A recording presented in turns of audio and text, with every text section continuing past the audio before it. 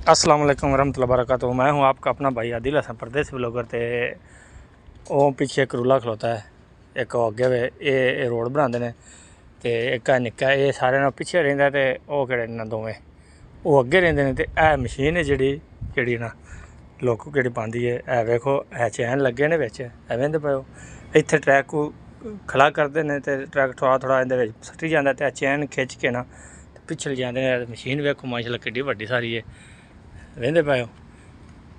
मैं पिछों तुहानूं खाना पिछों किवें कम करदी है, ये रोड बनांदी है।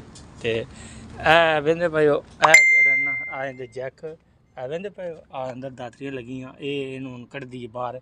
वेंदे पाओ जिवें वो मशीन मुंजी कट्टण वाली नहीं उंदे विच रूले लगे होंदे ने, एह् उंज ही होंदे इंदे विच भी लगे ने, समझ लगी जे।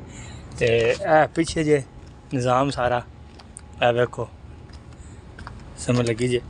ये खुलदी है, ये खुल जाती है, ये ना लगे ने पंप लगे ने, तो पंपा नाल खुल जाती है। वेंदे पाओ तो इत्थे उत्ते ड्राइवर बहिंदा है, वेंदे पाओ ड्राइवर बह के ते तेल पहला पांदे लांदे ने।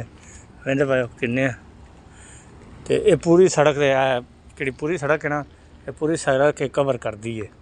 तो अगर साडी वीडियो तुहानूं पसंद आए तो लाइक शेयर सबसक्राइब लाजमी करा जे। ते अपने अपना ते अपने प्यारों का ढेर सारा ख्याल रखा जे।